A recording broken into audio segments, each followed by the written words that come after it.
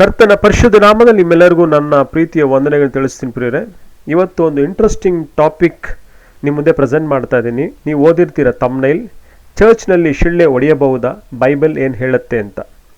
ಚರ್ಚಲ್ಲಿ whistle ಹೊಡಿಬಹುದಾ ಅಂತ. ಇದು ಹೊಡಿಬಹುದಾ ಹೊಡಿಬಾರ್ದಾ ಅನ್ನೋದು ನಾವು ನೋಡೋಣ. ಅದಕ್ಕೂ ಮುಂಚೆ ವಿಸಿಲ್ ಅಂದರೆ ಏನಂತ ನಾವು ಫಸ್ಟ್ ತಿಳ್ಕೊಳ್ಳೋಣ. ಇದರಲ್ಲಿ ಎರಡು ರೀತಿ ಇರುತ್ತೆ. ಒಂದು ಫಂಕ್ಷನಲ್ ಪರ್ಪಸ್, ಅದರಲ್ಲಿ ಮೊದಲನೇದು signalling. Whistling can be use to signal summons presence, location or intention. ಯಾರಿಗಾದ್ರೂ ಸಿಗ್ನಲ್ ಕೊಡೋದಕ್ಕೋಸ್ಕರ ಇದು ಉಪಯೋಗಿಸ್ಬೋದು.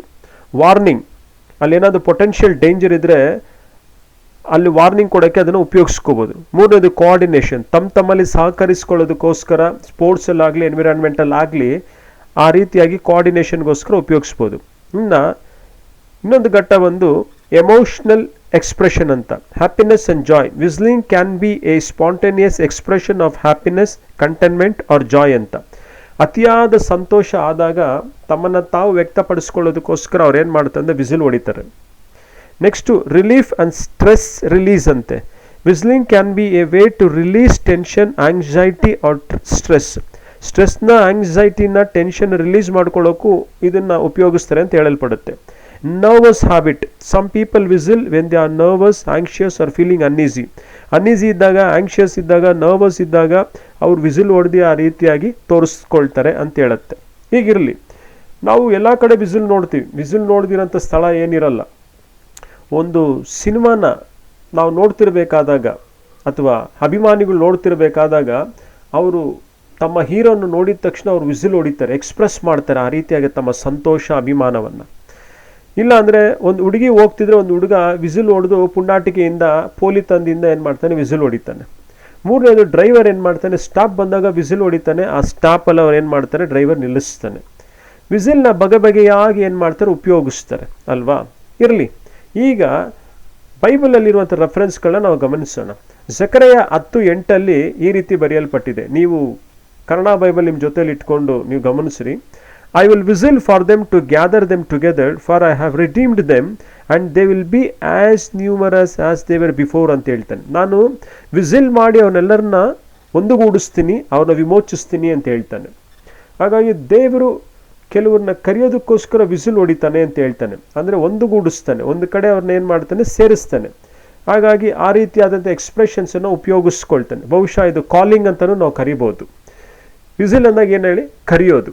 ದೂರದಲ್ಲಿ ಯಾರನ್ನೋದನ್ನ ವಿಸಿಲ್ ಹೊಡೆದಾಗ ನಾವು ಹಿಂತಿರುಗಿ ನೋಡ್ತೀವಿ. ಹಂಗೆ ದೂರದಲ್ಲಿರುವಂಥ ಜನನ ದೇವರು ವಿಸಿಲ್ ಹೊಡೆದು ಕರೀತಾನೆ, ಅಂದರೆ ಕಾಲಿಂಗನ್ನು ಕೊಡ್ತಾನೆ. ಏನಕ್ಕೆ ಈ ಕಾಲಿಂಗನ್ನು ಕೊಡ್ತಾನೆ ಅಂದರೆ ತಿರುಗಿ ನೋಡುವಾಗ ತನ್ನ ಒಬ್ಬನೇ ಮಗನಾದ ಯೇಸು ಕ್ರಿಸ್ತನನ್ನು ಕೊಟ್ಟಿರುವಂಥ ವಿಷಯವನ್ನು ನೋಡ್ತಾರೆ. ಯಾರು ಈ ವ್ಯಕ್ತಿ ಇಷ್ಟು ದೀನವಾಗಿ ಸತ್ತೋಗಿದ್ದಾನೆ ಅಂತ ಹೇಳುವಾಗ ಆತ ನಮ್ಮ ಪಾಪದ ನಿಮಿತ್ತವಾಗಿ ಸತ್ತೋದಂಥ ದೇವ ಕುರಿಮರಿ ಅಂತ ಅವ್ರಿಗೆ ಅರ್ಥ ಆಗುತ್ತೆ.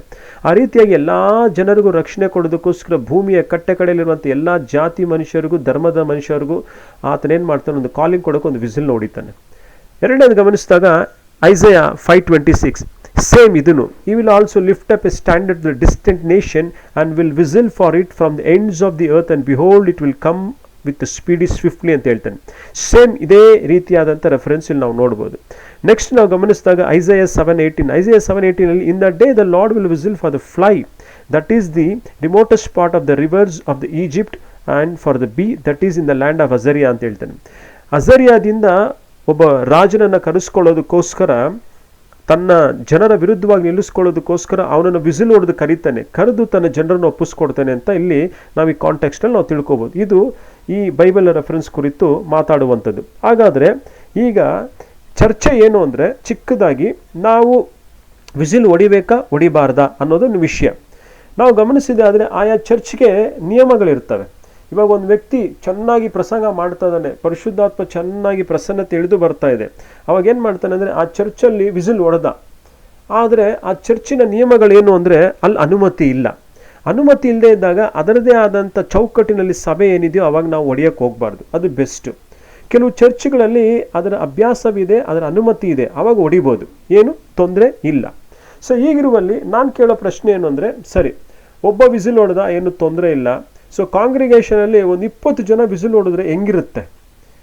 ಕೆಲವರು ಹೊಡೆದಾಗ ಕುಂತ ಸೌಂಡ್ ಬರುತ್ತೆ, ಕೆಲವರು ಹೊಡೆದಾಗ ನಿಧಾನಕ್ಕೆ ಹೊಡಿತಾರೆ, ಕೆಲವರ ಶಬ್ದದ ಸಾಂದ್ರತೆ ತುಂಬ ದೊಡ್ಡದಾಗಿ ಪವರ್ಫುಲ್ ಆಗಿರುತ್ತೆ. ಅವಾಗ ಅಷ್ಟು ಜನ ಹೊಡೆದ್ರೆ ಆ ಕಾಂಗ್ರಿಗೇಷನ್ನ, ಆ ಮೀಟಿಂಗ್ನ ವಿಷಯ ಡಿಸ್ಟರ್ಬ್ ಆಗುತ್ತಾ ಆಗಲ್ವಾ ಅನ್ನೋದು ನಾವು ಗಮನಿಸಬೇಕು. ಅದೊಂದು ವಿಷಯ. ನೆಕ್ಸ್ಟು, ಇಲ್ಲ ಇದು ವಿಸಿಲ್ ಹೊಡೆಯೋದು ಒಂದು ಪೋಲಿತನ ಅಂತ ಹೇಳಿದ್ರೆ, ಅಲ್ಲ ಪೋಲಿತನ ಅಂತ ನಾವು ಹೇಳೋಕ್ಕಾಗಲ್ಲ. ಯಾಕಂದರೆ ದೇವರು ಸಹ ಜಕರಯ 10:8 ಮತ್ತು ನಾನು ತೋರಿಸಿರುವಂಥ ರೆಫರೆನ್ಸ್ಗಳಲ್ಲಿ ಹೊಡೆದಿದ್ದಾನೆ ವಿಸಿಲ್. ಅವಾಗ ದೇವರು ನಾವು ಪೋಲಿ ಅನ್ಬೇಕಾಗತ್ತೆ, ದೇವರು ನಾವು ಪೋಲಿ ಅನ್ನೋಕ್ಕಾಗಲ್ಲ. ಹಾಗಾಗಿ ಇದನ್ನು ಪೋಲಿತನಕ್ಕೂ ನಾವು ಹೋಲ್ಸೋಕ್ಕೆ ಆಗಲ್ಲ. ಆವಾಗ ಇದು ಪೋಲಿತನಕ್ಕೆ ಹೋಲಿಸದೇ ಇದ್ದಲ್ಲಿ ಏನಾಗುತ್ತೆ. ಆದರೆ ಎರಡನೇ ವಿಷಯ ನಾವು ಗಮನಿಸಬೇಕಾದ್ರೆ, ಅಪೋಸ್ತಲರ ಕೃತ್ಯಗಳಲ್ಲಾಗಲಿ, ಅಪೋಸ್ತಲರು ನಮಗೆ ಏನು ಹೇಳಿಕೊಟ್ಟಿದ್ದಾರೋ ಬೋಧನೆಗಳು, ನಾವು ಅದರ ಮೇಲೆ ಏನು ಕಟ್ಟಲ್ಪಟ್ಟಿದ್ದೀವೋ ಸಭೆಯಾಗಿ, ಎಲ್ಲೂ ಅವ್ರು ವಿಸಿಲ್ ಹೊಡೆದು ಆರಾಧನೆ ಮಾಡಿರಂಗೆ ನಾವು ನೋಡೋದಿಲ್ಲ. ಅಪೊಸ್ತಲ ಕೃತ್ಯಗಳ 2ನೇ ಅಧ್ಯಾಯದಲ್ಲಾಗಲಿ, ಪೌಲನು ಹೋದ ಮಿಷನರಿ ಯಾತ್ರೆಗಳಲ್ಲಾಗಲಿ ಎಲ್ಲೂ ಸಹ ಇದು ನಮಗೆ ಕಂಡು ಬರಲ್ಲ. ಹಾಗಾದರೆ ಈ ರೀತಿಯಾಗಿ ವಿಸಿಲ್ ಹೊಡಿಬೋದಾ ಅಂತ ನೀವು ನನ್ನನ್ನು ಕೇಳಿದ್ರೆ, ನಾನು ಹೇಳಿದ್ನಲ್ಲ, ನಿಯಮ ಇದ್ದರೆ ಹೊಡಿರಿ, ನಿಯಮ ಇಲ್ಲ ಅಂದರೆ ಸೈಲೆಂಟ್ ಆಗಿರಿ, ಯಾರಿಗೆ ಡಿಸ್ಟರ್ಬೆನ್ಸ್ ಆಗೋದು ಬೇಡ.